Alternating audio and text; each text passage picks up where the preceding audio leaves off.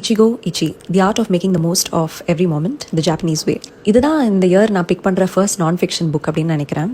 I'm not a person who put my hand on non-fiction as easily as I would on fiction. ஆனால் இந்த book வந்து நான் ஏன் big பண்ணேன் அப்படின்னா, இக்கிகாய் அப்படின்ற ஒரு புக் எல்லாரும் கேள்விப்பட்டிருப்பீங்க. அந்த புக்கோட ஆத்தர்ஸ் தான் இந்த புக் எழுதியிருக்காங்க. So it's like a continuation of Ikigai. இந்த புக்கோட மெயின் ஐடியா என்னன்னா, எவ்ரி மோமெண்ட் நம்ம வாழ்க்கையில் நடக்கிற ஒரு விஷயமும் ஒரு நாளும் ஒரு நொடியும் அது வந்து ரொம்பவே யூனிக்கானது அப்படின்னு சொல்றாங்க. ஸோ நம்ம வந்து ஒரு ஆஃபீஸ்க்கோ ஸ்கூலுக்கோ காலேஜ்க்கோ டெய்லி போயிட்டு தான் இருக்கோம். நம்ம போகிறது ஒரே இடம் தான், ஆனால் ஒரு நாளும் வந்துட்டு வித்தியாசமாக தான் அமையும் அப்படின்னு சொல்றாங்க.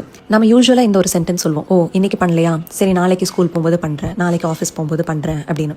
ஆனா அதே ஒரு விஷயத்த இன்னைக்கு பண்ணிருக்கிறதுக்கும் நாளைக்கு பண்றதுக்கும் நிறைய வித்தியாசம் இருக்கும் அப்படின்னு சொல்றாங்க. இச்சிகோ இச்சியோட லிட்டரல் டிரான்ஸ்லேஷன் வந்து ஒன் மீட்டிங் ஒன் டைம். அதாவது ஒரு மீட்டிங் ஒரு வாட்டி தான் நடக்கும். அது என்னதான் இன்னொரு வாட்டி நடக்கலாம் அப்படின்னு இருந்தாலும் அந்த பர்டிகுலர் மீட்டிங் வந்து ஒரு வாட்டி தான் நடந்திருக்கும் அப்படின்னு சொல்றாங்க.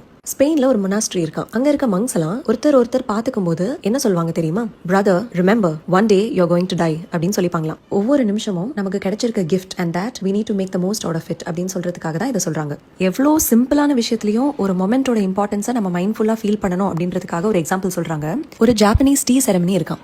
அதோட பேர் வந்து சனோயோ. I'm not sure if I'm pronouncing it right. அதுல என்ன சொல்றாங்க, ஒரு நாளைக்கு ஒரு டீ குடிக்கிறது எவ்வளவு சிம்பிளான ஒரு விஷயம், ஆனா அந்த டீ குடிக்கிறது கூட மைண்ட்ஃபுல்லா பண்ணணும் அப்படின்னு சொல்றாங்க. எந்த ஒரு டிஸ்ட்ராக்ஷன் இல்லாம, போன் பார்க்காம, எதை பத்தியும் யோசிக்காம, அப்பாடா நம்ம டீ வந்துருச்சு அப்படின்னு சொல்லிட்டு ஒரே கல்பா குடிக்காம மெதுவா அந்த டீ கப்பை தொட்டு அதோட வார்ம்த்தை ஃபீல் பண்ணி அந்த டீயை ஸ்மெல் பண்ணி அந்த டீயோட டேஸ்ட்டை நம்ம டங்ல ஃபீல் பண்ணி இந்த பர்டிகுலர் கப் ஆஃப் டீ நம்ம 5 to 6 கப்ஸ் கூட ஒரு நாளைக்கு குடிக்கலாம். ஆனா அந்த பர்டிகுலர் கப் ஆஃப் டீ நம்ம இனிமே நம்ம வாழ்க்கையில திரும்பி குடிக்கவே மாட்டோம் அப்படின்றத ரியலைஸ் பண்ணி குடிக்கணும். அவ்வளோ மைண்ட்ஃபுல்லா நம்ம வந்துட்டு அந்த விஷயத்த பண்ணணும் அப்படின்னு சொல்றாங்க. ஸோ ஒரு சிம்பிளான ஒரு மொமெண்ட் டீ குடிக்கிறது, அதுல கூட நம்ம எவ்வளோ இன்வால்வ்டா இருக்கணும், எவ்வளோ மைண்ட்ஃபுல்லா இருக்கணும் அப்படின்னு சொல்ற மாதிரி எல்லா விஷயத்திலயும் நம்ம மைண்ட்ஃபுல்லா அந்த மொமெண்ட்டை வந்துட்டு ஃபீல் பண்ணி அதுக்கான இம்பார்ட்டன்ஸை கொடுத்து அதை வந்து நடத்தணும் அப்படின்னு சொல்றாங்க. ஒரு ரிலேஷன்ஷிப்ல கூட கப்பிள்ஸ் வந்துட்டு they should have many moments of ichigo ichie அப்படின்னு சொல்றாங்க. அதாவது நடக்கிற எல்லா விஷயத்தையும் டேக் இட் ஃபார் கிராண்டடா நினைக்காம ஒரு மொமெண்ட்டும் நமக்காக தான் நடக்குது அப்படின்னு கிரேட்ஃபுல்லா ஃபீல் பண்ணி அந்த மொமெண்ட்ல நம்ம வாழ்ந்தா